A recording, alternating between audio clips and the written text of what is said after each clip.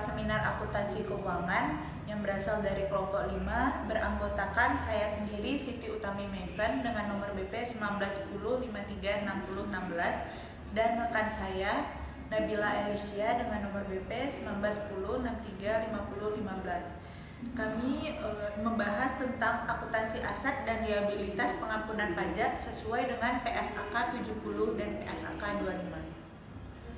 Baiklah, perkenalkan, saya Nabila Elisya dengan BP 1910536015. Baiklah, selanjutnya saya akan membahas tentang PSAK 70. Surat keterangan pengampunan pajak atau surat keterangan adalah surat yang diterbitkan oleh Menteri Keuangan sebagai bukti pemberian pengampunan pajak. Dalam hal otoritas pajak belum menerbitkan surat keterangan, maka surat pernyataan harta untuk pengampunan pajak yang disampaikan entitas dianggap diterima sebagai surat keterangan. Selanjutnya, surat pernyataan harta untuk pengampunan pajak atau surat pernyataan adalah surat yang digunakan oleh wajib pajak untuk mengungkapkan aset, liabilitas, nilai aset neto, serta penghitungan dan pembayaran yang uang tebusan. Uang tebusan itu sendiri adalah sejumlah uang yang dibayarkan ke kas negara untuk mendapatkan pengampunan pajak. Selanjutnya, kebijakan akuntansi. Pada saat diterbitkannya surat keterangan, entitas dalam laporan posisi keuangannya 1. Mengakui aset dan liabilitas pengampunan pajak jika pengakuan atas aset atau liabilitas tersebut disyaratkan oleh PSAK. Yang kedua, tidak mengakui suatu item sebagai aset dan liabilitas jika SAK tidak memperbolehkan pengakuan atas item tersebut. Dan yang ketiga, mengukur, menyajikan, serta mengungkapkan aset dan liabilitas pengampunan pajak sesuai dengan SAK yang relevan. Selanjutnya, pengakuan dan pengukuran. Pengukuran saat pengakuan awal. Aset pengampunan pajak diakui sebesar biaya perolehan aset pengampunan pajak. Yang kedua, liabilitas pengampunan pajak diakui sebesar kewajiban kontraktual untuk menyerahkan kas atau setara kas untuk menyelesaikan kewajiban yang berkaitan langsung dengan perolehan aset pengampunan pajak. Berikutnya, entitas mengakui selisih antara aset pengampunan pajak dan liabilitas pengampunan pajak sebagai bagian dari tambahan modal disetor di ekuitas. Selanjutnya, entitas mengakui uang tebusan yang dibayarkan dalam laba rugi pada periode disampaikannya surat pernyataan. Pengukuran setelah pengakuan awal. Pengukuran setelah pengakuan awal aset dan liabilitas pengampunan pajak mengacu pada SAK yang relevan antara lain. Pertama, properti investasi sesuai dengan PSAK 13, yang mana properti investasi. Yang kedua, persediaan sesuai dengan PSAK 14. Yang ketiga, investasi pada entitas asosiasi dan ventura bersama sesuai dengan PSAK 15. Yang keempat, aset tetap sesuai dengan PSAK 16. Yang kelima, aset tak berwujud sesuai dengan PSAK 19. Selanjutnya, aset teridentifikasi dan liabilitas yang diambil alih yang timbul dari kombinasi bisnis sesuai dengan PSAK 22. Yang terakhir, instrumen keuangan sesuai dengan PSAK 55. Penghentian pengakuan. Entitas menerapkan kriteria penghentian pengakuan atas masing-masing aset dan liabilitas pengampunan pajak sesuai dengan ketentuan dalam SAK lain yang relevan untuk masing-masing jenis aset dan liabilitas tersebut. Berikutnya, penyajian. Aset dan liabilitas pengampunan pajak disajikan secara terpisah dari aset dan liabilitas lainnya dalam laporan posisi keuangan. Entitas tidak melakukan saling hapus antara aset dan liabilitas pengampunan pajak. Pengungkapan, di mana laporan keuangan entitas mengungkapkan tanggal surat keterangan dan jumlah yang diakui sebagai aset pengampunan pajak berdasarkan surat keterangan serta jumlah liabilitas pengampunan pajak. Selanjutnya, ketentuan transisi. Entitas menerapkan pernyataan ini secara prospektif.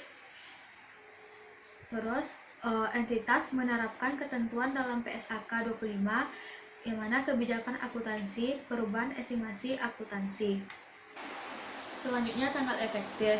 Pernyataan ini berlaku sejak tanggal pengesahan Undang-Undang Pengampunan Pajak. Baiklah, saya akan melanjutkan penjelasan mengenai PSAK 25. Pertama, PSAK 25 yaitu membahas tentang kebijakan akuntansi, perubahan estimasi akuntansi, dan kesalahan. Pertama, saya akan membahas tentang definisi. Definisi dari kebijakan akuntansi adalah prinsip, dasar, konvensi, peraturan, dan praktik tertentu yang diterapkan entitas dalam penyusunan dan penyajian laporan keuangan. Selanjutnya, definisi mengenai kesalahan periode sebelumnya adalah kelalaian untuk mencantumkan dan kesalahan dalam mencatat dalam laporan keuangan entitas untuk satu atau lebih periode sebelumnya yang timbul dari kegagalan untuk menggunakan atau kesalahan penggunaan informasi andal yang pertama tersedia ketika penyelesaian laporan keuangan untuk periode tersebut. Kedua, secara rasional diharapkan dapat diperoleh dan dipergunakan dalam penyusunan dan penyajian laporan keuangan. Selanjutnya, definisi dari material adalah kelalaian untuk mencantumkan atau kesalahan dalam mencatat pos-pos laporan keuangan adalah material jika, baik secara sendiri atau bersama, dapat mempengaruhi keputusan ekonomi pengguna laporan keuangan. Nah, materialitas bergantung pada ukuran dan sifat dari kelalaian untuk mencantumkan atau kesalahan dalam mencatat tersebut dengan memperhatikan keadaan terkait. Selanjutnya, penjelasan mengenai penerapan retrospektif adalah penerapan kebijakan akuntansi baru untuk transaksi, peristiwa, dan kondisi lain seolah-olah kebijakan tersebut telah diterapkan. Selanjutnya, definisi dari penerapan prospektif adalah suatu perubahan kebijakan akuntansi dan pengakuan dampak perubahan estimasi akuntansi masing-masing adalah: pertama, penerapan kebijakan akuntansi baru untuk transaksi, peristiwa, dan kondisi lain yang terjadi setelah tanggal perubahan kebijakan tersebut. Selanjutnya, definisi tentang penyajian kembali retrospektif adalah koreksi pengakuan, pengukuran, dan pengungkapan jumlah unsur-unsur laporan keuangan seolah-olah kesalahan periode sebelumnya tidak pernah terjadi. Selanjutnya, definisi dari perubahan estimasi akuntansi adalah penyesuaian jumlah tercatat aset atau liabilitas atau jumlah pemakaian periodik aset yang berasal dari penilaian status kini, dari dan ekspektasi masa depan dan kewajiban yang terkait dengan aset dan liabilitas. Nah, saya akan membahas tentang estimasi akuntansi. Estimasi akuntansi merupakan estimasi entitas yang dapat mempengaruhi elemen-elemen dalam laporan keuangan. Pertama, estimasi harus melibatkan pertimbangan entitas berdasarkan informasi terkini yang tersedia dan dapat diandalkan. Kedua, banyak hal yang mempengaruhi elemen laporan keuangan yang tidak dapat diukur secara akurat namun hanya bisa diestimasi karena ketidakpastian yang melekat pada aktivitas bisnis. Yang ketiga, penggunaan estimasi yang reasonable adalah yang terpenting dalam penyusunan laporan keuangan tanpa mengesampingkan keandalannya. Selanjutnya, saya akan membahas tentang perubahan estimasi akuntansi. Estimasi melibatkan pertimbangan berdasarkan informasi terkini yang tersedia dan andal. Perubahan estimasi akuntansi adalah penyesuaian jumlah tercatat aset atau liabilitas atau jumlah pemakaian periodik aset yang berasal dari penilaian status kini dan ekspektasi manfaat masa depan dan kewajiban yang terkait dengan aset dan liabilitas. Perubahan estimasi akuntansi dihasilkan dari informasi baru atau perkembangan baru dan oleh karena itu bukan dari koreksi kesalahan. Dampak perubahan estimasi akuntansi diakui secara prospektif dalam laporan laba rugi pada pertama, periode perubahan, jika dampak perubahan hanya pada periode itu. Kedua, periode perubahan dan periode pendatang jika perubahan berdampak pada keduanya. Sepanjang perubahan estimasi akuntansi melibatkan perubahan aset dan liabilitas atau terkait dengan menu item ekuitas, perubahan estimasi akuntansi tersebut diakui dengan menyesuaikan jumlah tercatat item aset, liabilitas atau ekuitas yang terkait pada periode berjalan. Selanjutnya saya akan membahas tentang pengungkapan perubahan estimasi.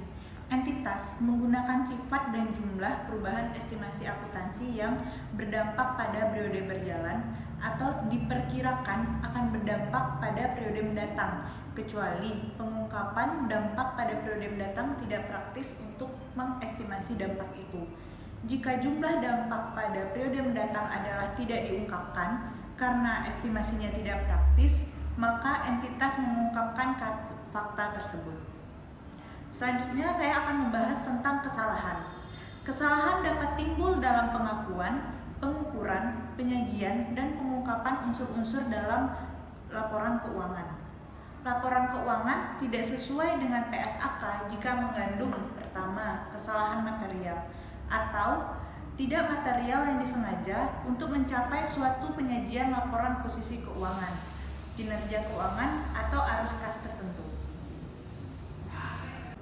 Selanjutnya saya membahas tentang pengungkapan koreksi kesalahan. Sifat kesalahan periode lalu, jumlah koreksi pada awal periode sajian paling awal, dan jika penyajian kembali retrospektif tidak praktis untuk suatu periode lalu tertentu, keadaan yang membuat keberadaan kondisi itu dan penjelasan bagaimana dan sejak kapan kesalahan telah dikoreksi. Sekian penjelasan saya mengenai PSAK 25 tentang kebijakan akuntansi, perubahan estimasi akuntansi, dan kesalahan. Selanjutnya saya akan mencoba membahas kasus pertama, yaitu ada PT Beta telah mencatat saldo awal persediaan sebesar 6.500. PT Beta tahun 2002 memiliki penjualan 104.000 dengan HPP sebesar 86.500 dan pajak penghasilan sebesar 5.250. PT Beta tahun 2001 memiliki penjualan 73.500, HPP 53.500 dan pajak penghasilan sebesar 6.000. Saldo laba awal tahun 2001 sebesar 20.000 dan saldo laba akhir sebesar 34.000. Tarif pajak ditetapkan 30% dan modal saham 5.000 dan tidak memiliki komponen ekuitas lain kecuali saldo laba. Saham tidak diperdagangkan di publik.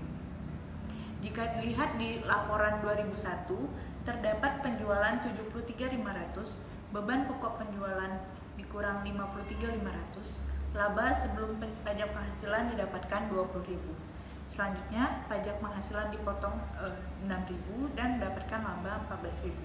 Lalu disajikan kembali tahun 2002 dan 2001. Pada tahun 2002, penjualan terdapat 104.000 dengan beban pokok penjualan 80.000 yang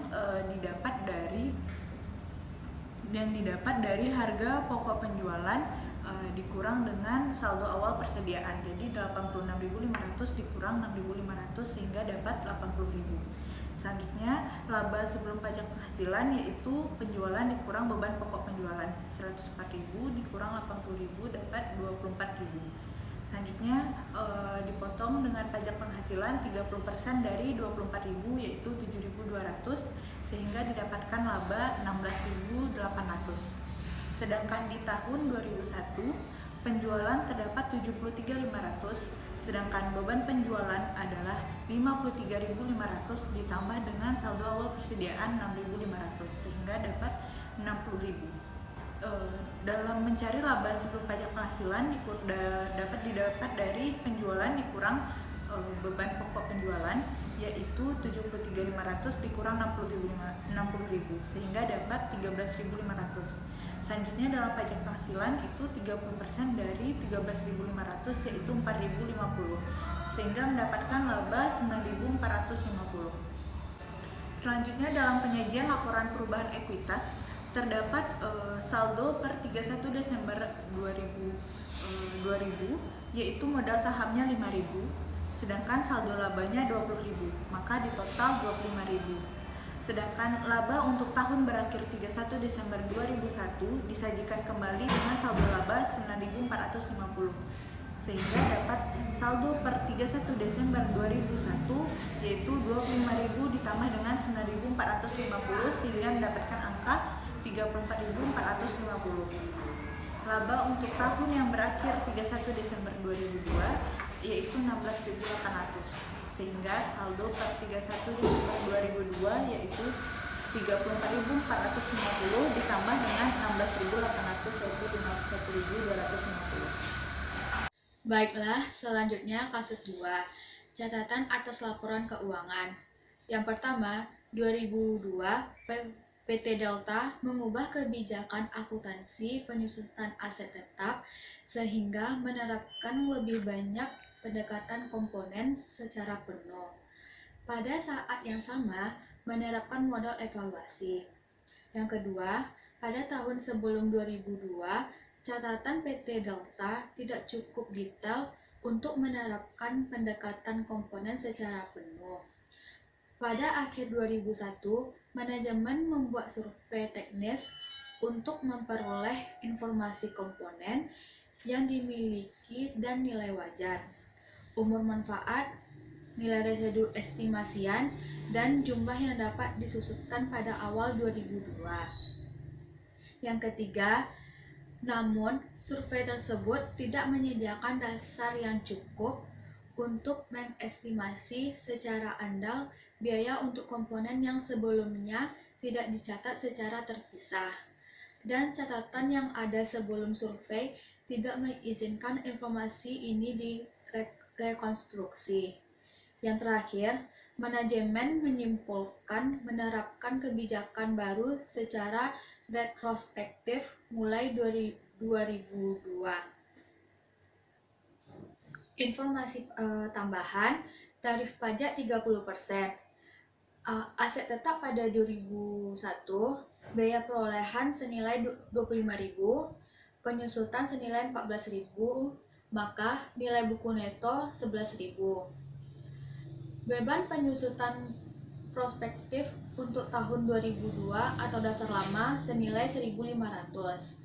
Beberapa hasil survei teknis penilaian senilai 17.000, nilai residu estimasian 3.000, sisa umur aset rata-rata per tahun 7, maka beban penyusutan untuk aset tetap yang ada untuk 2002 senilai 2.000.